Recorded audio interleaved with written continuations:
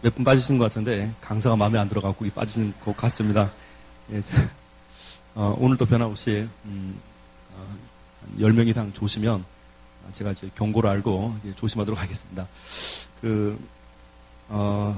성경 말씀을 좀 한 군데 봤으면 좋을 것 같습니다. 룻기서 말씀을 보겠습니다.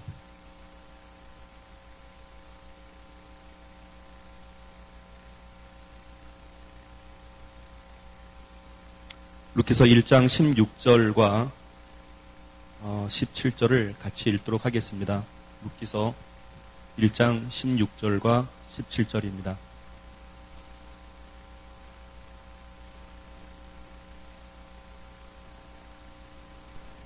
룻기서 1장 16절과 17절 같이 읽도록 하겠습니다. 읽겠습니다. 룻이 가로되, 다 찾으셨죠? 같이 읽겠습니다. 룻이 가로되 나로 어머니를 떠나며 어머니를 따르지 말고 돌아가라 강건하지 마옵소서. 어머니께서 가시는 곳에 나도 가고 어머니께서 유식하시는 곳에서 나도 유식하겠나이다. 어머니의 백성이 나의 백성이 되고 어머니의 하나님이 나의 하나님이 되시리니 어머니께서 죽으시는 곳에서 나도 죽어 거기 장사될 것이라. 만일 내가 죽는 일 외에 어머니와 떠나면 여호와께서 내게 벌을 내리시고 더 내리시기를 원하나이다. 아멘. 여러분 이 말씀 잘 아시죠? 룻과 그 집안에 대한 얘기를 소개를 하고 있는데 오늘은 이제 창세 족보 이후에 나타나는 노아부터 아브라함의 아버지 데라까지 이야기를 좀 함께 나누려고 합니다. 사실 저희가 지금 방금 읽었던 이 룻의 신앙 고백이 상당히 중요한 얘기입니다. 이 신앙 고백이 사실은 노아의 숙취 사건, 달리 표현하면 노아가 발효된 포도를 먹고 나서 이 옷차림을 잘 정리하지 못한 일로 인해서 한 명의 아들은 집안에 광고를 하게 됐고 두 명의 아들은 덮는 일이 나타나죠. 그 핵심에 대해서 오늘 룻기서 이 말씀을 좀 함께 보시는 게 좋을 것 같아서 함께 말씀을 드렸습니다. 참 제가 저번 주에 약속을 드렸죠. 선물을 드리겠다고. 어느 분이셨죠?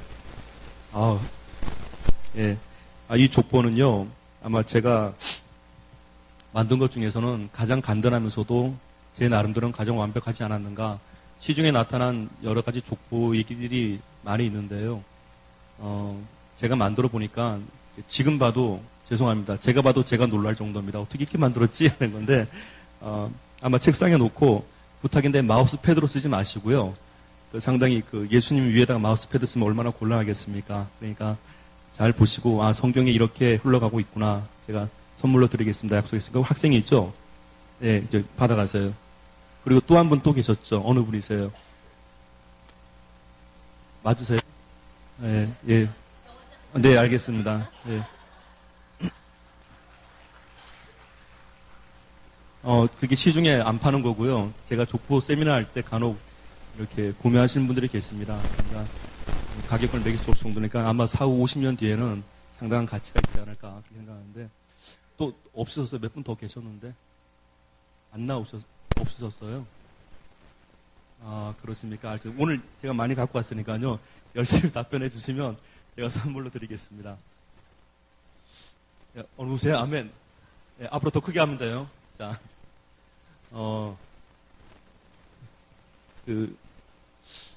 족보를 이렇게 보다 보면요, 이게 있습니다. 아담부터 쭉 내려가는, 노아, 그리고 노아 위에 라멕이라는 인물이 있는데요. 이때가 대략 한 9대에 걸친 시간, 그리고 1500년의 시간, 엄밀히 얘기하면 성경의 기록 역사만 보면 대략 한 3분의 1에 해당하는 시간이 어마어마하게 흘러갑니다. 그때는 만약에 하나님께서 이때 시간에 이 믿음을 계승하고 이 집안이 함께 내려가는 이 과정에서 그들의 신앙에 뭔가 문제가 발생했다면 하나님께서 반드시 개입을 하셨을 겁니다. 그런데 내려오는 과정에서 아담이 생존해 있는 동안에는 별다른 문제가 발생하지는 않습니다. 이들 집안에서만큼은 그렇다는 얘기입니다. 자, 그런데 이 시간이 흐르고 나서 우리가 다 알고 있는 노아에 있어서 그 당시의 분위기를 잠깐 소개하고 있습니다. 사람의 마음들이 점점 강팍해지기 시작합니다. 그리고 목이 고준 백성의 증상이 나타나기 시작합니다. 달리 표현하면 불순종의 일들이 나타나는데요. 여러분, 불순종은 뭐라고 생각하십니까? 하나님께서 하라는 거 안 하고 하지 말라는 것만 골라서 하는 게 불순종입니다. 그러니까 여러분 그 교회를 이렇게 다니시면서요. 아까 제가 찬양 인도한 걸 쭉 봤는데 참 아름답더라고요. 그 가운데 베이스 치는 청년인가요? 학생이에요. 요즘은 이렇게 중고, 청이 구분이 안 됩니다. 초중고의 그 선이 없어졌더라고요. 이게 학생인지 어른인지 그만큼 이렇게 빨리 성장하시는 것 같은데, 여러분 성도님이 가장 행복할 때가 언제라 생각하십니까? 혹시 오늘 이걸 하고 시작하는 게 좋을 것 같습니다. 한번 뭐 저하고 생각이 다를 수 있겠지만 어떨 때 가장 여러분의 행복을 느끼십니까? 교회에 나오시면서 한번 적극적으로, 네. 찬양할 때요. 상당히 여기는요, 이게 여성분들이 상당히 셉니다. 그러니까 이까지 밀려오네요. 자, 또 다른 분 있습니까? 자녀가 앞에서 악기를 연주할 때 여긴 반드시 악기를 배워야 될 것 같습니다. 자, 예, 좋죠. 또 없습니까? 답이 나올 것 같은데 안 나오네요. 네? 말씀을 깨달았을 때, 예, 거의 근접해 갑니다. 또 있습니다. 은혜 받았을 때, 네. 또 없습니까? 목사님 보러 나올 때.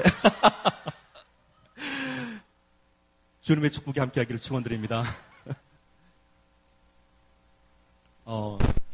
지금은 돌아가신 사모님이 한 분 계십니다. 저한테는. 그런데 그분이 연세가 많아 돌아가신 건 아니고요. 지금 살아 계셨다면 한 50대 중반쯤 되셨을 텐데 신근경색으로 돌아가셨습니다. 저희 고향교회인데요.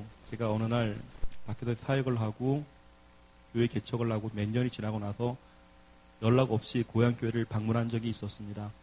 그런데 그때가 새벽 지나서 아침쯤이었는데 사모님께서 기도를 하고 계시더라고요. 그런데 제 이름을 부르면서 기도를 하고 계시더라고요. 여러분, 교회에서요 가장 행복한 건 여러분이 섬기시는 목사님께서 여러분을 놓고 기도하는 것을 여러분이 아실 때입니다. 그래서 말씀이 흘러오고 기도가 흘러온다는 걸 여러분이 가장 큰 행복으로 여기시는 것이 교회의 가장 큰 행복입니다. 사실은 물론 다른 것도 많은 행복을 느끼시는데요. 말씀이 교회로부터 흘러오는 게 맞습니다. 여러분이 섬기시는 교회에서 흘러오는 말씀이 정말 말씀입니다. 그래서 우리 자녀들이 축복받는 비결 하나 말씀드릴게요. 아침에 일어나셔서요, 여러분이 섬기는 교회를 향해서 무릎을 꿇고 기도를 하시는 겁니다. 그것이 축복받는 첫 번째 비결입니다. 내가 다니는 교회요, 내게 영적인 말씀을 흘러주는 곳이요. 그래서 여러분, 그 귀한 관계에서 어떻게 하면 더 많은 축복이 올까 기도하시는 겁니다. 여러분 담임 목사를 놓고 기도하고 여러분의 교회를 놓고 기도하고 그리고 여러분 사모님을 놓고 기도를 하셔야 됩니다. 이것이 가장 기본입니다. 다니엘은 아침에 일어나서 하루 3번 예루살렘을 향하여 기도했다고 되어 있습니다. 놀랍게도요, 어느 날 천사가 와서 그런 얘기를 합니다. 다니엘아, 네가 그렇게 작정할 즈음에 하나님이 미리 이제 준비하고 내게로 출발했다라는 얘기입니다. 여러분, 축복은요, 내게 말씀을 전해주는 분을 놓고 기도하는 것이 가장 기본입니다. 그것이 정리가 되지 않으면 아무리 축복을 외쳐도 오지 않습니다. 그리고 우리 자녀들은요, 우리 어머니, 아버지를 위해서 반드시 기도해야 됩니다. 제가 첫 번째 시간에는 남편과 아내, 아내와 남편, 그리고 부모된 입장에서의 축복을 말씀드렸는데 우리 자녀들의 입장에서 이제 드리는 말씀입니다. 오늘 그 얘기가 등장합니다. 자, 먼저는요, 그 룻의 얘기를 잠깐 정리하고 노아의 얘기를 들어가는 게 좀 쉬울 것 같습니다. 여러분, 그 룻이 그런 얘기를 하죠. 어머니의 하나님이 내 하나님이 될 것이라 얘기합니다. 여러분 혹시 그 하나님이 어떤 하나님인지 아십니까? 그때 하나님은요, 룻과 그 어머니가 어떻게 보면 한 집안이 타국으로 이민 생활을 가는 모습입니다. 그런데 놀랍게도요, 그 이민 간 장소에서 시아버지가 죽고요. 그리고 남편들이 다 죽습니다. 그리고 경제적 파탄까지 일어납니다. 어떻게 보면 완전 반거지가 된 상태가 됐습니다. 그리고 귀국하게 되죠. 그럼 어떻습니까? 이 하나님은 시아버지 데리고 가고 남편 데려가는, 어떻게 보면 한 집안에서 남자 셋이 다 없어진, 경제적으로 바닥이 난 그 하나님입니다. 여러분, 그 하나님을 보고 사실요, 이 룻은 모압 여인입니다. 여러분, 참고적으로 말씀드릴게요. 모압이라는 이 얘기는요, 아브라함이 있잖아요. 아브라함이 있고 조카, 친척 가운데 롯이 있었습니다. 롯에게는 2명의 딸이 있었죠. 첫째 딸과 두 번째 딸이 있었는데 어떻게 보면 근친상간에서 태어난 족속이었습니다. 모압 족속과 암몬 족속이 태어납니다. 그런데 이 모압의 후손과 암몬의 후손이 시간이 흐르면서 완전 전멸되는 역사가 나타납니다. 우리가 흔히 말하는 이 혈통적인 계보에서는요, 말도 안 되는데 예수 그리스도의 족보에 오른 한 여인이 등장한 것이 그 가운데 하나가 바로 룻입니다. 도대체 어떻게 이런 혈통적으로 보면 말이 안 되는 집안인데 멸망한 이런 족속인데 믿음의 여인이 확 튀어나왔는가? 바로 그 고백입니다. 하나님은 높이기도 하시고 낮추기도 하십니다.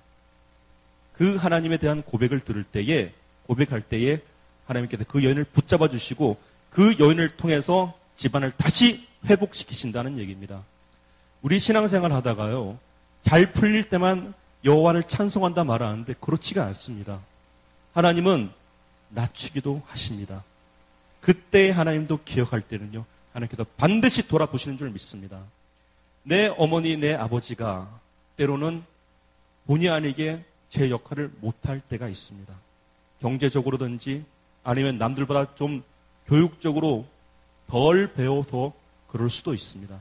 그런데 하나님은요, 그럴지라도 내 부모는 내 부모라고 명령하시는 겁니다.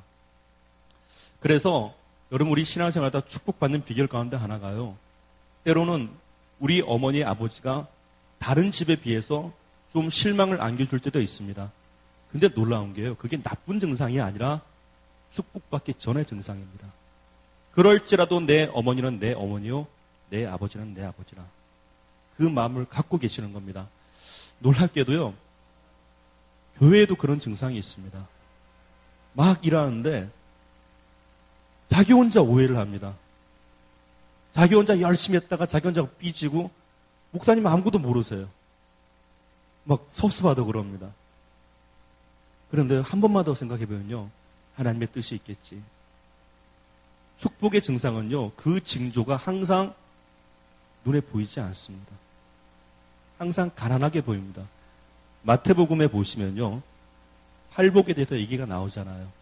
그 가운데 심령이 가난한 자는 복이 있나니 천국이 저희 것이나 애통하는 자는 복이 있나니 천국이 하나님의 아들. 자, 자세히 보십시오. 그런 내용들을 항목을 나열하면 놀랍게도요, 심령이 가난한 자, 한자로 풀이하면 빈심이라는 얘기가 됩니다. 가난한 마음이죠. 자, 가난한 걸 보고 누가 복이 있다 얘기합니까? 엄밀히 표현하면 심령이 풍부한 자가 복이 있다. 이게 우리들의 세상이에요. 근데 예수님은 그렇게 말씀하지 않았습니다. 신앙생활 하다가 마음이 가난한 일이 생겼는가? 그러면 하나님이 채울 자리가 있다는 얘기입니다. 항상 하나님의 복은요, 우리를 낮추실 때 점점 다가오는 신호입니다. 그러니까 우리가 신앙생활 하다가 낙심될 만한 일, 오늘 이 룻의 가정처럼 완전 풍지막살난 일이 있다 할지라도 그때가 가장 중요한 때입니다. 그럴지라도 하나님은 내 하나님이 되실 것이요, 그럴지라도 내 부모는 내 부모님이 될 것이라고 붙드니까 하나님께서 복을 줄 수밖에 없다는 얘기입니다. 항상 채워줄 때만 할렐루야를 한다면 날라리 아닌가요? 좋을 때만 하나님을 외친다면 그게 어찌 신앙입니까? 우리는 즐거운 일, 기쁜 일도 있지만 슬픈 일도 함께 겪어가는 것입니다. 그걸 보시고 룻은 혈통이 이렇다 할지라도 예수 그리스도의 족보에 오르는 축복을 얻게 됩니다. 얼마나 귀한 사건입니다. 여러분의 가정에도 그렇게 되시기를 축원드립니다.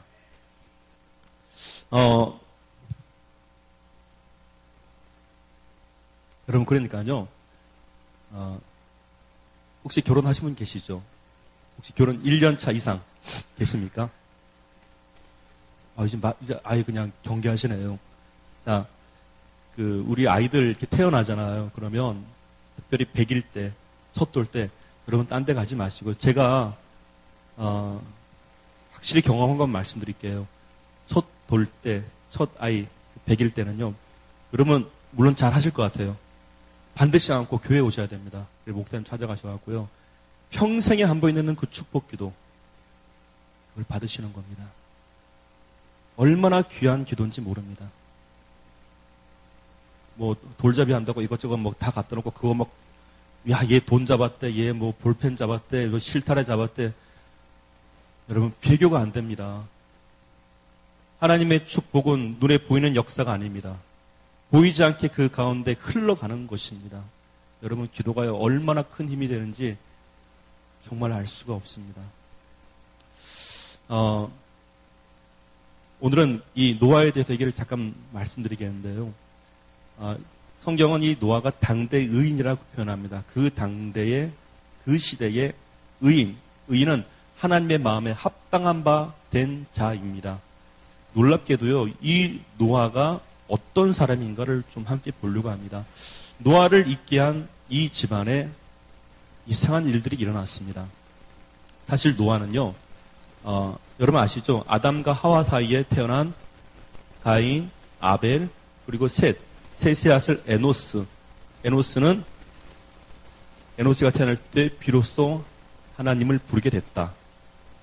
생명이 연장됐기 때문에 그렇습니다. 세대가. 이 에노스와 동시대 인물이 노아입니다. 노아가 태어날 때요, 에노스가 있었던 거예요. 그러니까 같이 살게 되는데요. 쭉쭉쭉 내려오다가 여러분 성경에서 하나님은 분명히 아담에게 이렇게 말씀하셨습니다. 너는 흙이니 흙으로 돌아가라. 그 다 시한적인 인생이 될 거라라는 얘기죠. 아담은 930살을 살게 됩니다. 그런데요, 이 집안에 죽음을 보지 않고 옮긴 사람이 있었다는 얘기예요. 갑자기. 누구죠? 네. 이거 잠시만요. 아니, 그러니까 걱정하지 마세요. 자, 에녹 있죠. 자, 그럼 에녹이 65세까지 살다가요, 300년간 하나님과 동행하기 시작합니다. 그때 이 사람의 인생의 역사 기록은 365세가 되는 겁니다. 자, 에녹의 아들이 있었는데 가장 오래 살게 되죠. 누구죠? 대단하십니다. 이게 안 해도 될 것 같아요. 너무 잘 아세요. 무드셀라. 자, 무드셀라가 몇 살을 살게 되죠? 대단하십니다. 이거 많이 모르시는데 정확하게 하시네요. 969세인데요. 자, 이제 3차 시험입니다. 자, 무드셀라의 아들이 라멕이었습니다. 라멕은 몇 살까지 살까요? 여기서 걸려버리네요. 자, 37이라 그래서 777세입니다. 777. 자, 그 다음 이제 마지막으로 노아가 있는데요. 노아가 몇 살까지 살까요? 네? 900. 왜 이렇게 잘 아세요? 그러세요. 자, 하나 들을게. 도저히 못 참겠다. 자, 하나 갖고 가십시오. 네.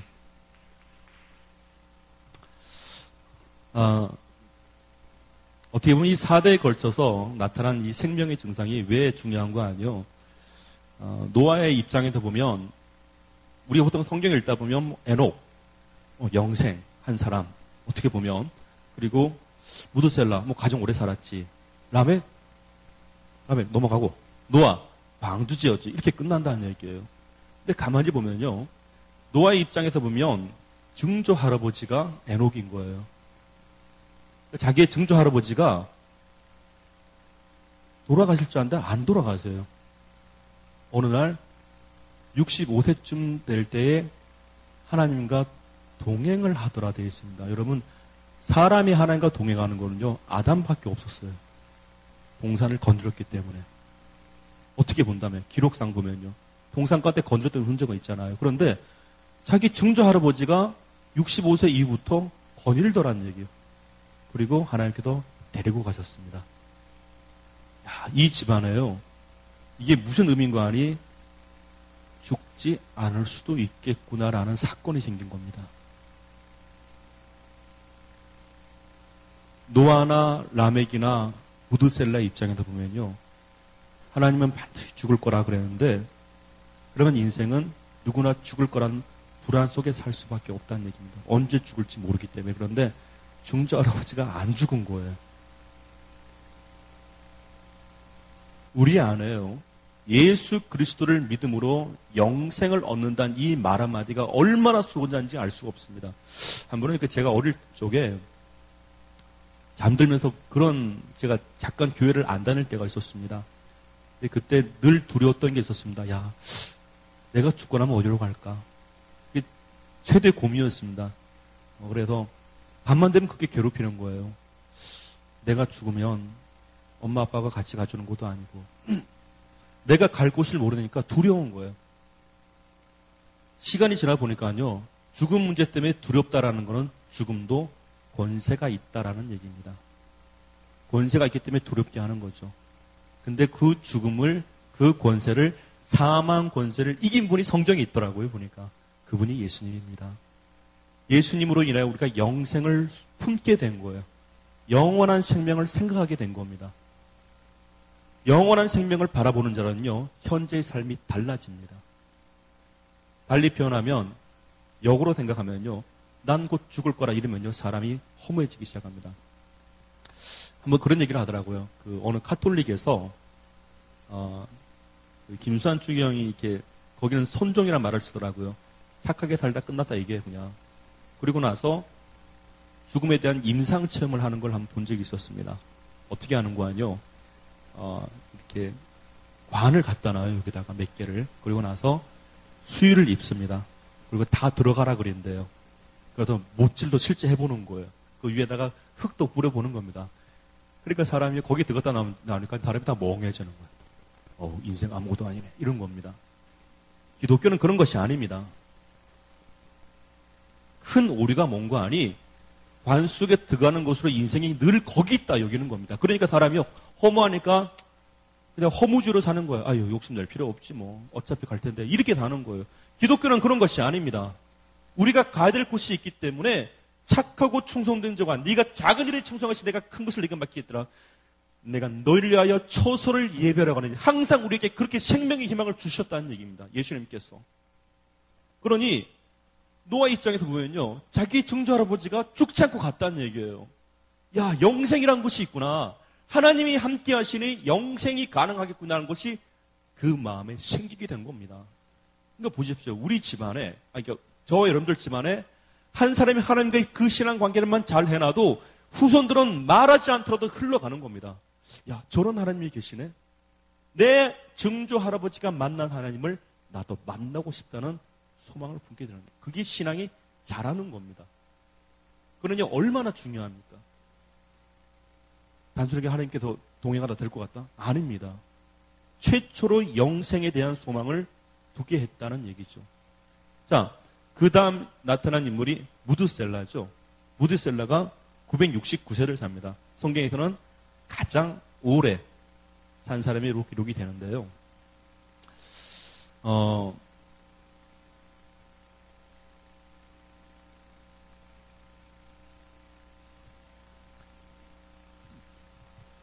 왜 중요한 거 아니요? 노아 입장에서 보면 아버지가 라멕이고 할아버지가 무드셀라인데 어느 날 보니까 자기 아버지 라멕이 이제 늙어서 돌아가시는 거예요. 돌아가셨습니다. 근데 그때까지 할아버지가 안 돌아가시는 거예요. 이해되시죠? 나이를 딱 짚어보시면 그런 증상이 나타납니다. 아버지가 늙어 돌아가시는데 할아버지가 멀쩡히 살아계시는 거예요. 그게 오래 살았다는 얘기입니다. 그러니까 최장수를 하는데 자, 증조 할아버지는 영생으로 가시고 자기 할아버지는 멀쩡히 살아있다는 얘기예요. 더 놀라운 거는요. 무드셀라가 죽던 해가요. 홍수가 발발했던 해입니다. 그게 뭔 얘기인가 하니 무드셀라는 사고사가 아니란 얘기예요. 자연사란 얘기입니다. 달리 표현하면 자연의 대환란이 있는 그때에 하나님께서 무드셀라를 지켜주시고 그 다음 홍수가 발발한 걸 보게 되는 겁니다. 그게 무슨 얘기일까요?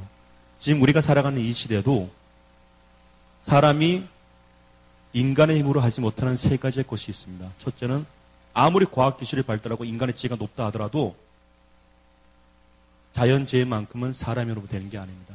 하나님의 권한입니다.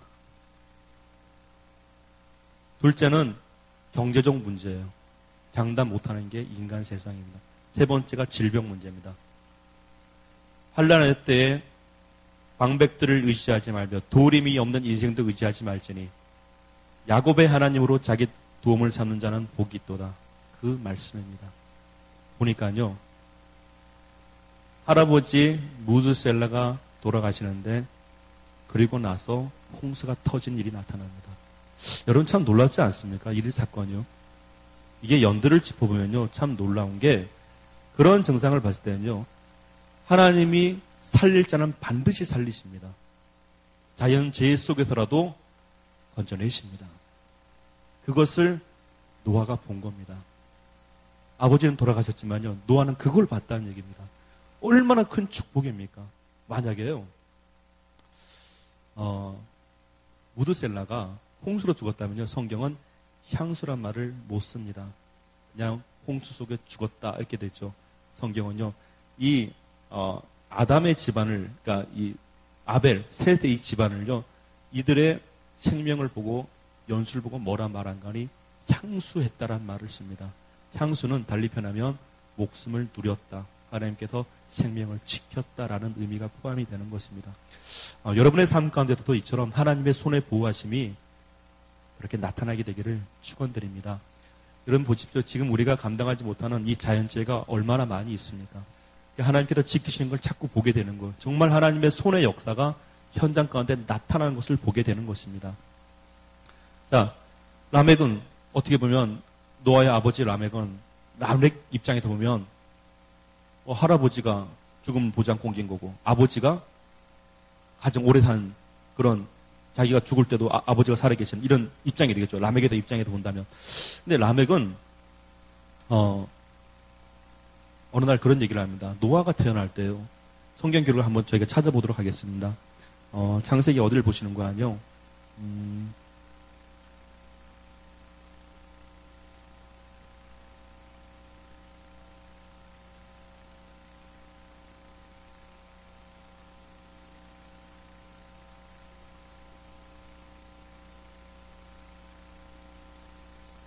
창세기 5장 28절 29절입니다. 창세기 5장 28절 29절입니다. 어느 분이 좀 읽어주시면 감사하겠습니다.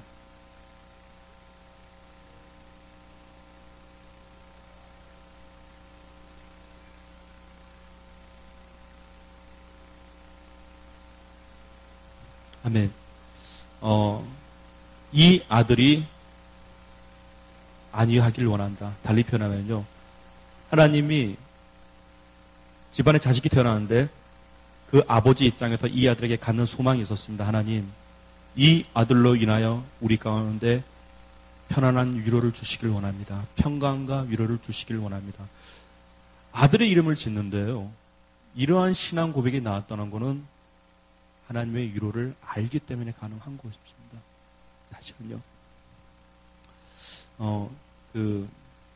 좀 재밌는 얘기를 하나 해드릴게요. 저주란 얘기가 잠깐 나왔죠. 성경에서. 뱀도 저주를 받았고, 여기도 저주라는 얘기가 잠깐 나오는데, 우리가 신앙생활 하면서요, 오늘 이 단어를 좀 하나 정리를 하고 넘어가는 게 좋을 것 같습니다. 여러분, 저주가 뭐라고 생각하십니까? 신앙생활 하다가 정말 하나님의 말씀을 막 너무 안 듣는 사람들이 있습니다, 사실은.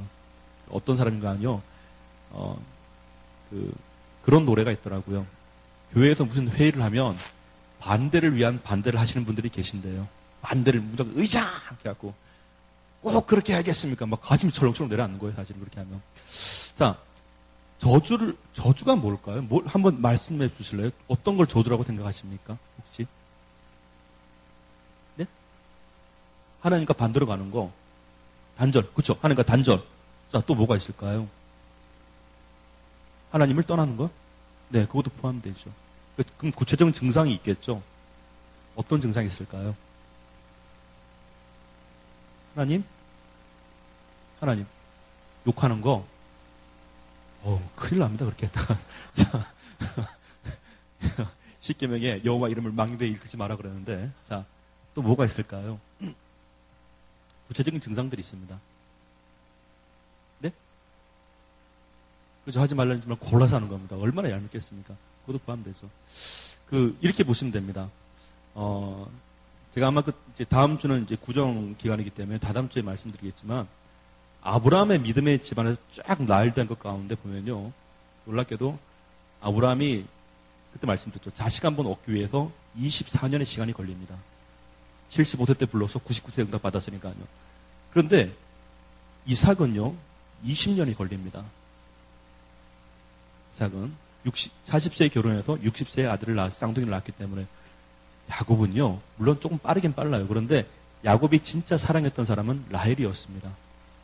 그 삼촌이자 장인어른이 바꿔치기 했죠. 눈도 보니까 엉뚱한 여자예요. 얼마나 가슴이 무너졌겠습니까? 근데 요셉이 태어날 때 대략 한 21년 정도 소요가 됩니다. 놀랍게 그 집안은요. 하나님을 안 붙들면 안 되는 집안이에요. 그게 믿음의 집안이에요. 달리 표현하면요. 그렇게 해서 하나님이 축복하잖아요. 그 축복은 누구도 못 끊습니다. 여러분의 집안도 그렇게 되시기를 축원드립니다. 하나님의 축복한 집안은요, 못 건드려요. 그래서 로마서에서 누가 하나님과 우리의 관계를 끊으리요, 그 사랑을 끊으리요, 사망이나 권세나 어떤 것이라도 못 건다 이거예요. 그걸 봤기 때문에 그렇습니다. 그런데 이게요, 아브라함께서 이삭과 이스마엘이 나타나죠. 이스마엘, 그죠? 또 이삭 밑에 에서와 야곱이 나타나죠. 에서 쭉쭉쭉 내려가는데요. 이 이스마엘과 에서는요, 기도 안 해도 애 잘 낳습니다. 우리 그거 한번 다시 보셔야 됩니다. 그게 무슨 뜻인 거 아니요? 하나님을 의지하지 않고 자기들의 힘으로 살아가는 게 맞다라고 여기며 자신만만한 게 저주입니다, 사실은. 신앙생활 하면서요, 기도해야 될 사람이 기도하지 아니하고 자기 힘으로 살아가겠다고 자신만만하는 게 저주라니까요. 축복은요, 하나님, 우리는 하나님 없으면 안 됩니다. 그게 축복입니다. 그래서 하나님께서 도와줄 수밖에 없는 행동을 하는 거예요. 그래서 기도 시간이 많아지기 시작하고 하나님 만나는 걸 1순위로 여기는 것입니다. 정말 하나님 보시기에 축복할 수밖에 없게 마음에 드는 행동을 하는 겁니다. 그게 축복입니다. 그렇잖아요. 차라리 교회 안 다니면 안 다닌다고 이해할 수 있다는 얘기예요. 교회 다니시는 분들이 하나님과의 관계가 멀어지면서 자기 힘으로 살아가는 그 자신만만함이 그게 저주인 거예요. 사실은.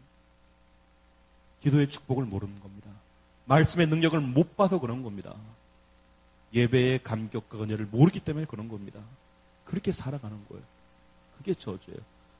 한 4가지를 잠깐 소개해 드리겠습니다. 여러분, 한 5분에 걸쳐 끝날 것 같아요. 이 소개는. 애굽에 술객들이 있었죠. 그때 모세가 찾아왔습니다. 모세 나이 대략 80으로 기록을 하고 있습니다. 아무리 모세가요, 왕궁 생활을 했다 하더라도 40세 때까지 40세 이후에 목동 생활을 했으면요, 볼장 다 봤습니다. 80세 된 노인이요, 지팡이나 들고 와갖고 하는 말이 있습니다. 하나님이 우리 백성 보내래 하니까요, 애굽 술객들이 깔깔깔 난리가 났습니다. 이게 뭔 소리냐는 얘기예요. 하나 우리가 중요한 게 기억할 게 있습니다. 그 당시에 애굽, 오늘날의 이집트는요, 문화와 종교가 체계화된 시기였습니다. 달리 표현하면 그들 나름대로의 제사장 대열이 있었고 왕정 체제에 이미 형상으로 다 만들어진 종교입니다. 어떻게 보면 고도로 발달된 국가의 정치와 종교가 있었던 시기입니다. 그에 반면에 모세는요, 아무것도 없었어요. 너네 종교 뭐냐? 너네 경전이란 거 있어? 너네 뭐 어떻게 형상이라도 있냐? 하나님 보일 만한 거 있어? 아무것도 없어요. 뭐냐? 그러니까 하나님. 그거밖에 없어? 그게 다예요. 그러니까 애굽 술객들의 입장에서 보면요, 얼마나 자신만만했겠습니까? 그 인간 전통 문화, 그 정리된 종교를 갖고 한 사람, 딱 한 사람, 여호와의 이름만을 갖고 온 딱 한 사람 보니까 얼마나 우습게 보였겠습니까? 이건 한번 상상해 보십시오. 그게 약점입니다. 그게 술객들의 약점입니다. 그들의 스펙을 믿어왔던 그것이 약점이었습니다. 더 놀란 건요, 지팡이 던지죠. 뱀이 됐죠. 술객들을 보고 깔깔깔 웃습니다. 야, 그거 우리도 할 줄 안다. 나중에 드러난 일이지만 그거는 속임수였고 모세는 진짜였습니다. 그러니까요, 바로왕 입장에서 보니까 야, 그거 우리 옛날에 다 해봤다는 얘기예요. 모세 얼마나 가슴 철렁 내려앉았겠습니까? 하나님, 이러려고 저 보냈습니까? 첫째, 둘째, 셋째, 넷째 딱 지나가 갑자기 네 번째 이상한 증상이 나타납니다. 먼지를 날리라. 이가 될 것이라. 갑자기요, 술객들이 그제서야 눈치챕니다. 성경 기록에 보면요, 술객들이 몰래 바로왕을 찾아갑니다. 왕이시여, 이 싸움 그만해야겠습니다. 저들의 신은 진짜입니다. 자기들의 속임수가 드러났다는 얘기죠. 더 이상 이 싸움을 했다가 안 된다는 걸 했는데도 모세 말 안 듣습니다. 보십시오. 우리의 신앙은요, 눈에 보이는 것이 아닙니다. 하나님을 의지할 때 하나님은 우리의 뒤에서 반드시 계셔주십니다. 남들 보기엔 초라해 보이죠. 80세 노인네가 와서 지팡이 던지고 하니까 우습게 보였죠. 여러분, 세상이 우리를 그렇게 볼 수 있습니다. 그런데요, 우리가 그 우습게 보는 걸 보고 두려워할 문제가 아니라 전능하사 천지를 만드신 하나님이 우리 하나님 아버지십니다. 가니까요, 역전되기 시작합니다. 애굽 나라 난리가 났습니다. 모든 장자들 다 죽기 시작합니다. 경제적 파탄 나기 시작합니다. 그런데 노예 생활했던 이 히브리인들은요, 철저하게 보호를 받기 시작합니다. 놀라운 현상입니다. 스펙 믿고 까불다가 일순간에 무너집니다. 다윗과 골리앗이 싸움을 합니다. 여러분, 골리앗의 키가요, 대략 오늘날 2m 90입니다. 2m 90. 갑옷 무게만 60kg 가깝습니다. 창 무게만 대략 오늘날로 20kg짜리 쌀푸대입니다. 무게만 하더라도. 얼마나 당당했겠습니까? 이스라엘에서 한 사람도 못 나섭니다. 그 스펙을 믿고 찾아오니까요. 자, 놀라운 게 하나 있습니다. 다윗이 나갔죠. 오늘 저희 성경을 묵상하다 알게 됐습니다. 여러분, 다윗의 키가 얼마인지 아십니까? 하나 주의할 게 있습니다. 소년 다윗과 거인 골리앗의 싸움이 있는데요. 소년 다윗은 작진 않았습니다. 키가 사울하고 같았습니다. 거의. 사울의 키는 남들보다 머리통이 어깨 위. 나를 표현하면 사울이 있으면요, 남들 머리통은 다 자기 어깨에 있는 거예요. 키가 컸고 다윗도 그 정도였습니다. 그래서 사울이, 하나님의 신이 떠난 그 이성적인 사울이 다윗에게 갑옷을 입어보라 그럽니다. 자기 갑옷을. 그런데 다윗이 입어보니까요, 크다 말하지 않아요. 익숙치 않더라. 익숙치 않았다는 얘기입니다. 근데 중요한 거는요, 싸움이 붙었다는 얘기예요. 여러분, 그 스토리 다 아시잖아요. 골리앗이 졌어요. 어느 날 이 성경을 가만히 묵상하니까요, 재밌는 게 있더라고요. 아무도 나서지 않았던 그 싸움에서 사울왕조차도 나서지 못한 그 어마어마한 기세. 그 재밌는 게 뭔가 아니요. 이 블레셋이란 나라에, 여러분 그 뒷얘기 혹시 모르시죠? 예, 그 뒷얘기가 나올 수밖에 없겠더라고요. 아마 그랬을 것 같아요. 야, 골리앗 죽었다면서. 골리앗을 이긴 사람이 있단 말이야? 도대체 그놈은 얼마나 크길래 이겼다는 얘기야. 도대체 무기는 뭘 쓴대? 무기 얘기가 나왔으니까. 갑옷은 뭐 입었대? 이름은 뭐래? 얼마나 싸움을 잘하는데? 막 뭉성뭉성 했겠죠. 한 번에 끝냈으니까. 어떤 사람이 그렇게 대답했을 것 같습니다. 내가 그 사람 이름을 알지. 내가 그 현장에 있었거든. 이름 뭔데? 다윗이라는데. 그래? 야, 무기는 뭐 썼대? 지나가다 그냥 돌멩이 몇 개 줬던데. 갑옷은 입어보지만 귀찮다고 벗어버렸던데. 뭐 하는 사람이야 도대체? 밖에다 양치다가 자꾸 신경이 거슬려서 왔대. 끝! 아마 그다음부터 블레셋 사람들은 양치기를 무서워한 줄 믿습니다. 여러분 생각해 보십시오. 양치다가요, 신경 거슬려서 왔어요. 왜 그렇죠? 하나님의 이름을 욕했다고. 이유 그거 하나요. 다른 이유 필요 없어요. 저와 여러분들의 신앙도 그렇게 되시기를 축원합니다. 여호와의 이름을 내가 귀히 여기니까요, 하나님께서 도와주시더라는 얘기입니다. 다윗의 스펙이 뭐가 있습니까? 양치다 왔다니까요. 단 하나요. 얼마나 신앙이 좋았는지 열심히 양치다가 자꾸 그러는데 저기서 여호와 막 이름 욕한대요. 뭐야? 그거 듣고 가만히 있었어? 그거예요. 그 신앙으로 오니까요, 골리앗 필요 없습니다. 얼마나 스펙이 좋습니까, 골리앗? 그 스펙, 신앙 좋은 사람한테 아무것도 아닙니다.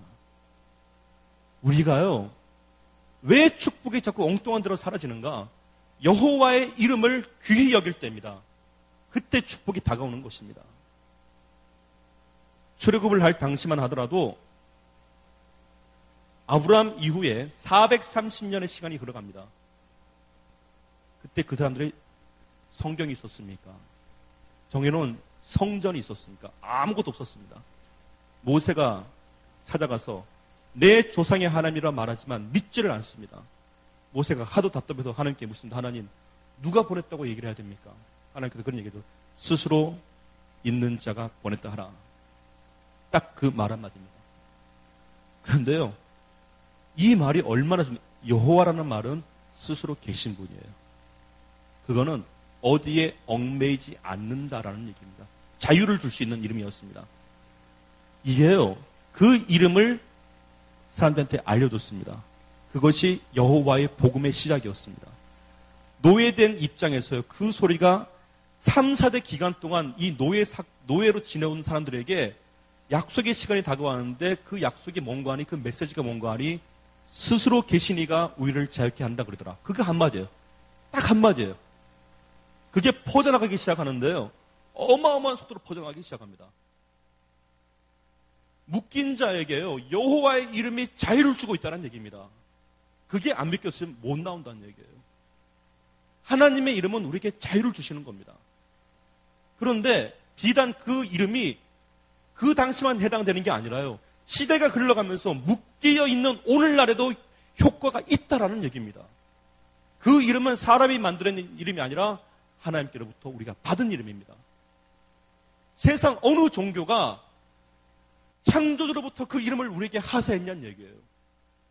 여호와밖에 없습니다. 하나님밖에 안 계십니다. 불러서 구원받을 만한 이름을 우리가 받은 거예요. 그 이름이 그렇게 우리에게 자유를 준다는 얘기입니다. 그분은 살아계십니다. 살아계시기 때문에 우리에게 역사를 하는 거예요. 살아계시기 때문에 부를 때 우리에게 힘을 주시는 겁니다. 우리가 하나님께 나와서 여호와여라는 말이 얼마나 소중한 말인가. 하늘에 올라갈 수 있는 유일한 이름이 돼버렸다는 얘기입니다. 시간이 흘러가서요, 마태복음에 그런 얘기를 합니다. 그 이름을 예수라 하라. 이는 저가 자기 백성을 저기 지에서 구원할 자이심이라. 하나님의 이름을 또다시 받게 됐습니다. 성경에 보면요, 저희의 죄라고 표현하는데 그 죄 앞에 수식어구가 없습니다. 어떠한 죄라도 예수님의 이름 앞에 용서만 구하라는 얘기예요. 도와주겠다는 얘기입니다. 세상 사람 용서 못해도 예수의 이름 앞에 고백할 땐 예수님께서 풀어주겠다는 얘기입니다. 그것이, 그래서 기독교가 희망이 있는 겁니다. 공자, 맹자, 부처 다 외쳐보십시오. 다 죽은 사람들의 이름 아닙니까? 예수님은 부활하신 주십니다. 살아 계시기 때문에 우리가 부를 때 그 죄 문제를 해결할 수 있는 분이에요.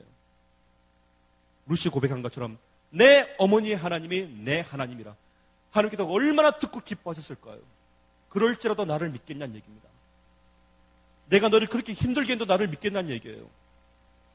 집안이 어렵다고요, 정말 죄송하니까 개차바 같은 신앙이 어떻게 얘기하지 않습니까? 하나님이 조금만 힘들게 했다고 하나님 살아계시면 나와보라고 그런 엉뚱한 얘기를 하고 있다는 얘기입니다. 그게 어찌 신앙입니까? 정말 믿는 관계라면요, 내게 실망을 안겨줘도 너는 내 사람이란 얘기예요. 그게 신앙이에요. 우리 신앙이 그렇게 날라리가 아닙니다.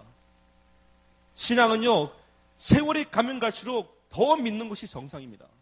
더 붙드는 것이 정상이고요. 1년짜리, 2년짜리, 3년짜리가 아니라 5년, 10년이 지날수록 하나님을 더 붙드는 모습이 축복인 겁니다.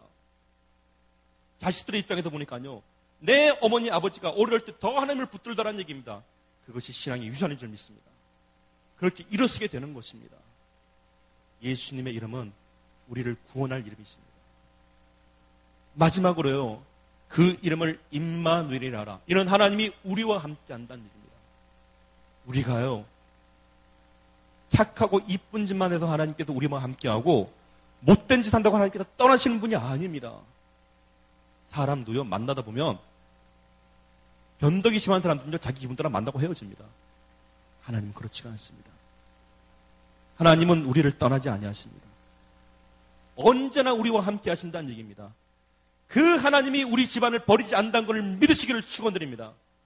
그 하나님이 우리를 살리는 거예요. 하나님이 이처럼 우리에게 이름을 주신 거예요. 이렇게 해서라도 믿으라는 얘기입니다. 왜 조금만 시간이 지나면 힘들면요, 하나님 우리 버린 거 아니야? 버리긴 뭘 버립니까? 우리를 떠나지 않습니다. 하나님께서 한번 택하신 자는 절대 떠나지 않습니다. 그걸 믿으시는 겁니다. 사단은요, 마귀는, 악령은, 귀신은요, 자꾸 우리 가운데 엉뚱한 얘기합니다. 한 번은요, 참 어처구니 없는 일이 있더라고요. 뱀이 하와를 유혹하잖아요. 근데 그 성경을 읽고 어떤 증상이 있는지 아십니까? 참 합리적이신 분들이 그런 얘기 하더라고요. 자기의 죄를 합리하게 해서, 목사님, 내가 안 먹으려고 그랬는데 그 뱀이 얼마나 간절히 외치던지 내가 좀 선심 좀 써주고 이렇게 해서 좀 전도하는 의미에서 먹어준 겁니다. 여러분, 그게 아닙니다. 내 신앙을 팔아먹으면서까지 전도를 한다고요? 그건 가짜입니다. 교회를 빠지면서까지 전도를 명목으로 나간다고요? 주일날 예배 시간에 다른 명목으로 나가면서 합리적인 이유를 댄다고요? 그 사람 이해해 준 차 안에서 우리가 하나님을 잃어버리고서 다른 것이 무슨 의미가 있습니까? 하나님 안에서 우리가 나아가는 겁니다. 우리가 하나님 안에, 하나님이 우리 안에입니다. 그때부터 축복은 오게 되어 있습니다. 여러분, 우리가요, 이렇게 하나님의 이름이 그렇게 소중한 것입니다. 어떤 무당이 이렇게 전도가 돼갖고, 여러분도 신방 받으시죠? 예. 그 무당분께서 저한테 얘기하더라고요. 무당을 한번 신대림 하고 나서, 이렇게, 요즘 무당하고 저라고 좀 섞여갖고 그런지 그분은 꼭 목사님한테 그 주지 목사님이라고 그래요. 주지 목사님. 그래서 내가 좀 그 얘기는 처음 들어가고, 주지 목사님. 그분 배운 게 그게 달아서. 그래서 교회 오면요, 이렇게 합니다. 아유, 주지 목사님. 평생 그렇게 해오셨으니까요. 그래서 좀 당혹스러운데, 이분이 문화가 그러니까. 드디어 목사님 신방한 날이 된 겁니다. 가만 보니까요. 옛날에 자기가 이렇게 신드림 할 때도 목욕 제기하고 상을 잘 차려놨는데, 가만히 보니까 교회 나와서 보니까요, 이 하나님이 보통 분이 아닌 거예요. 신 중의 신이니까. 그런데 신 중의 신의 사자가 주의 목사님 거예요, 보니까. 주의종. 그래서, 야, 이건 보통 일 아니라는 얘기. 그래갖고, 목욕을 몇 번 한지 몰라요. 신 중의 신을 모시는 그 주의종을 모시니까 상들이 쫙 차려놓은 겁니다, 그냥. 기본이에요, 기본. 방청소 막 먼지 티끌하나 안 이렇게 딱 해갖고 목사님 걸 처음 본 거예요. 신방 가다 그런 집을 처음 봤거든요. 딱, 이미 집 대문 앞에 밖에 나가 있는 거예요. 대기하고 있는 겁니다. 조진 목사님. 목사님이 기도하시는데요. 얼마나 하나님이 그 중심을 보시는지, 얼마나 축복하시는지요. 근데 그분이 놀란 게 있습니다. 어느 날 목사님 따라 신방 가는데 그런 망나니는 처음 봤대요. 아니, 밥도요. 해놓은 것도 자기들이 먹다 남은 거. 신방 자주 가시니까. 너무 충격적인 거예요. 이분이 이해가 안 되는 게, 목사님, 어떻게 신 중에 신을 모시는 신방이 이렇죠. 여러분, 축복받는 게요, 첫 신앙을 잃어버리지 않는 겁니다. 자녀들이 잘 되는 축복 가운데 하나가요, 부부가 잘 되는 겁니다. 부부가 하나 될 때입니다, 사실은. 그래서 결혼기념일날도 이왕이면 제가 힌트를 하나 드리겠습니다. 결혼기념일날도요, 부부가 하나 돼서 교회 나와서 기도하고 결혼 서약을 하듯이, 하나님, 우리가 한 해 동안 알게 모르게 내가 부족해서 상처 준 거, 정말 하나님께서 내게 복의 제1호로 준 내 남편과 내 아내, 때로는 하나님께서 내가 정말 하나님 본야에게 꼴보기 싫어갖고 눈이 딴 데로 돌아갔던 거, 내가 말은 안 했지만 내가 한번 생각했던 거 하나님 다 용서해 주시고 내가 더 잘할 수 있도록 하나님 도와주십시오. 그게 축복입니다. 이게요, 말잘해도 축복받는 게 아니라 하나님은 우리의 중심을 보십니다. 그 자네들요, 되지 말라도 잘 됩니다. 보통요, 이렇게 남편이 속속이잖아요. 말은 안 하는데 속으로 그럽니다. 아이고, 저거 안 죽나. 살인죄는요, 입으로 해서만 살인죄가 아닙니다, 사실. 그런 것도 다 회개하는 겁니다. 그렇게 하다 보시면요, 복의 제1호, 내 남편, 내 아내입니다. 하나님께서 보내주신 복의 제1호입니다. 말씀드렸죠? 반찬 맛없더라도 절대 불평하지 마시고요. 하나님께서 내 몸을 아시는지라 짜게 할 수도 있고 싱겁게 할 수도 있고 그런 하나님 좀 있습니다. 자, 노아에게는요, 이 세 명의 아들이 있었습니다. 누가 있었죠? 셈, 함, 야벳이 있었습니다. 그리고 이 셈의 후손이 쭉 내려가고 함의 후손이 쭉 내려가는데요. 자막 좀 PPT 되나요, 혹시? 네, 준비되는 동안에 말씀드릴게요. 노아가 이렇게 포도를 먹고 나서 뭐 화책을 다 보이게 됐었죠. 그런데 이게 잘 안 보일 것 같아요. 그렇죠? 예. 보이세요? 노아가 지금 이게 정중앙에 있습니다. 그리고 밑에 셈, 함, 야벳이 있죠. 세 명의 아들이. 그 두 번째 아들이 그 함 밑에 네 명의 아들이 있습니다. 그리고 네 번째가 가나안이 있습니다. 그렇죠? 자, 근데 우리가 이 족보를 보면서요, 노아가 600세 되던 해에 홍수가 나고 한 1년 좀 더 지날 때에 이제 배에서 내려오기 시작합니다. 기록을 보면요. 그러고 나서 그 기간이 지나고 나서 노아가 포도를 먹었다는 얘기는요, 농사가 됐다는 얘기예요. 그렇게 물이 익었다는 얘기겠죠. 그러면 대략 최소한 1년 6개월은 지났다는 얘기예요. 배 승선 그 기간들이. 그러니까 내리고 나서도 6개월 더 지났다는 얘기인데, 그리고 나서 이렇게 노아가 이제 포도를 먹기 시작하는 겁니다. 하나 중요한 건요, 우리가 그런 얘기를 하시더라고요. 괜히 포도를 먹어갖고 그냥 그 옷장도 관리 못해갖고 그렇게 얘기하는데, 여러분 그거 한번 생각해 보시면 어떨까 싶습니다. 노아가 어떻게 보면요, 노아가 아담의 손자 셋, 에노스의 동시대 인물이라 그랬죠. 그러니까 얼마나 신앙이 좋은 그 손조들이 있었겠습니까? 근데 그 손조들이 다 갔습니다. 다. 그러니까 이 세상에 남은 거는 성경 기록만 보면 8명이 남게 된 거예요.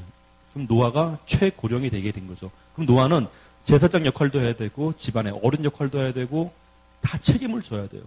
이 8명 가운데 뭔가 문제가 발생하면 안 되는 겁니다. 그런데 우리가 보통 힘들고 좀 그러면 누구를 찾아가서 의지하기도 하고 상담도 하는데 그럴 대상이 없는 거예요. 하나님 외에는 없는 겁니다. 자, 포도를 먹고 술 취할 정도라면요, 이 살아가는 게 힘들었다는 얘기예요. 한편으로 보면. 근데 자식들 가운데 함이 본 거예요. 아버지의 모습을. 근데 꼬로로 달려가고 집안에 광고를 한 겁니다. 덮어주면 되는데 광고를 내버렸습니다. 셈과 야벳이 그 얘기를 듣고 가죠. 겉옷을 메고 갑니다. 성경 기록에 보면요, 이렇게 되어 있습니다. 셈이 그 겉옷을 어깨에 들쳐매고요. 들쳐매고 이렇게 뒷걸음질 척 갔다. 이렇게 되어 있습니다. 되게 조심스럽죠. 그리고 덥습니다. 그리고 아버지가 깨어나서, 야, 이거 어찌된 일이냐? 너 어떻게 된 거야? 그러니까, 예, 그 함이 이렇게 됐습니다. 이 옷은 이렇게 됐습니다. 다 듣습니다. 노아가 모든 사건 정리가 다 됐죠. 그리고 나서 셈의 하나님을 축복한다. 그리고 야벳은 너의 후손은 셈의 장막에 거하기를 원한다.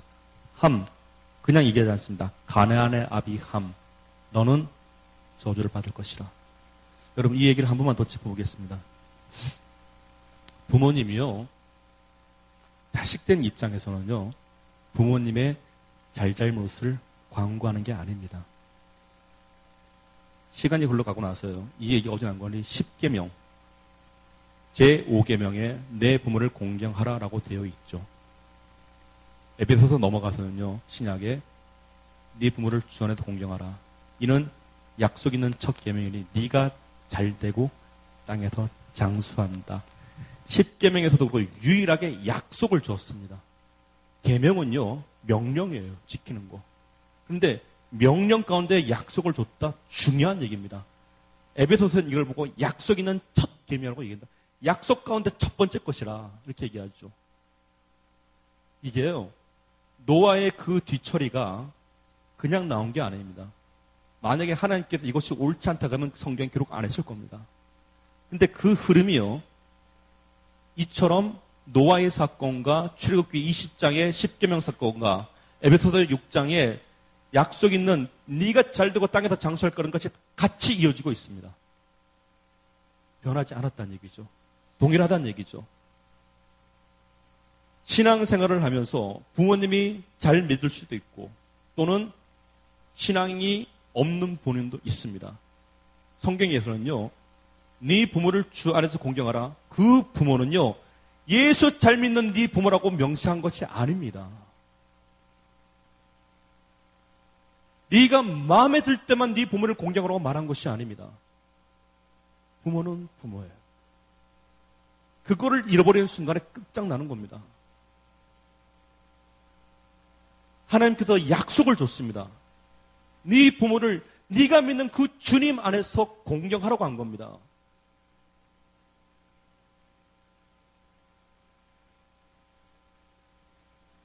로마서에 보면요,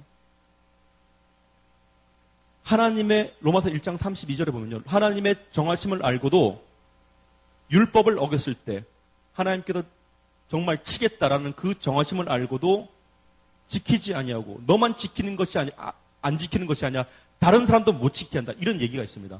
여러분, 옛날에 우리나라에요, 고려장이라는 게 있었죠. 고려장 합법화됐습니다. 경제적으로 살기 어려울 때 부모를 갖다 버리라는 얘기입니다. 그것이 인간들의 결론이었습니다. 합법하게 되기 때문에 죄책감을 못 느끼는 거죠. 나라에서 정했기 때문에. 현대판 고려장에 있는 거 아시죠? 필리핀에 해외여행 보냈다가 거기서 두고 오는 거죠. 뉴스에 한참 떠들었었습니다. 부모는요, 우리가 할 만하기 때문에 모시는 게 부모 아니에요, 사실은. 하나님이 내리는 축복은요, 우리의 한계가 있더라도 부모는 내 부모입니다. 그게 축복의 시작입니다. 자기 기분 따라, 자기 경제적 여건 따라 다 계산해갖고 해버린다면 크리스찬 주 안에서 아닙니다. 그건 넘었을 때입니다. 하나님께서 우리를 안이 보시는 게 아닙니다. 그렇게 내려가. 에베소서 6장의 얘기를 가만히 보면요, 네 부모를 네가 주 안에서 공경하라. 이는 내가 잘되고 땅에서 장수한다. 네가 잘된다? 잘된다는 얘기는요, 잘된다는 얘기는 안 될 일도 되는 거예요. 되는 일은 더 잘 되는 거예요. 30배, 60배, 100배가 나타나는 겁니다. 남들 하는 것처럼 하는 게 잘 되는 게 아니에요. 하나님의 내린 축복은 사람이 상상할 수 없는 것입니다. 그 축복이 여러분 가운데 있기를 축원드립니다. 부모를 공경하는 거예요. 주 안에서 공경하는 겁니다. 할 만하니까 하는 게 아니라, 누구나 다 하는 거기 때문에 하는 게 아니라, 할 수 없는 상황에도 불구하고 하나님이 내린 명령이니까 하는 겁니다. 하나님이 내게서 말씀하셨기 때문에 내가 하는 거예요. 여호와를 경외하는 게 축복의 시작입니다. 하나님의 말씀을 내가 두려워할 줄 알기 때문에 축복이 임하는 겁니다. 보편적인 세상 흐름 따라 옆집에서 갖다 버렸으니까 나도 갖다 버린다? 그게 죄악이에요. 우리는 세상 대세의 흐름 따라가는 것이 아닙니다. 하나님의 말씀을 따라가는 것이죠. 잘 된다 그랬죠. 또 하나, 장수한다 그랬죠. 여러분, 장수하려면요, 질병 문제 없어져야 됩니다. 사고날 위험 속에서도 건져내야 됩니다. 단체로 유람선 타고 가다 빠져 죽는다 할지라도 그 사람은 건져내는 거예요. 장수의 조건은 나타나는 거예요. 자연재해 일어나도요, 하나님께서 그 사람만은 건져내시는 겁니다. 그래야 장수 될 거 아니에요. IMF, 제2, 제3의 IMF가 몰려와도 하나님께서 그 사람만큼 보호해주는 겁니다. 살아가게끔. 그게 장수입니다. 목숨만 부지한다고 장수가 아닙니다. 장수는 곧 향수와도 직결되는 문제입니다. 그 출발에 내 부모를 주 안에서 공경하라는 얘기입니다. 여러분, 축복받기를 원하시죠? 그 가운데 저와 여러분의 있는 지금 부모님이 살아계신 것만으로도 축복입니다. 부모님이 살아계신 것만으로도 내게 축복 주기 위해서 그렇게 하신 겁니다. 살아계신 것이 얼마나 소중합니까? 그렇게 생일날요, 우리 손자, 손주 생일날 잔치집에서 꽃갈 모자 쓰고 나팔만 불 것이 아니라 어머니, 아버지, 할아버지께 인사드리는 겁니다. 어머니, 아버지 때문에 내 손주가 태어났습니다. 당신의 손주가 태어난 것입니다. 지금 이 생명이 있다는 것은 하나님께서 내 어머니, 아버지를 축복해 주셔서 이렇게 지금 태어난 것입니다. 얼마나 좋아하시겠습니까? 자기 생일날도요, 어머니께 전화하는 거예요. 어머니, 나를 낳아주셔서 감사합니다. 나를 잘 키워주셔서 감사합니다. 그 소리를 하나님이 들으신다니까요. 그것을 공경할 때 하나님께서 그 중심을 보시는 거예요. 왜? 네 부모를 통해서 내가 너를 이 세상에 보냈기 때문에 그렇습니다. 그러면 부모님이 나를 태어나게 하셨다? 하나님의 역사인 거예요. 우리 크리스찬들은 그거 갖고 계셔야 됩니다. 그것이 부모 공경이에요. 어떤 분 그러시는데 아침마다 전화한대요. 어머니, 축복 기도해 주세요. 어머니, 내게 기도해 주세요.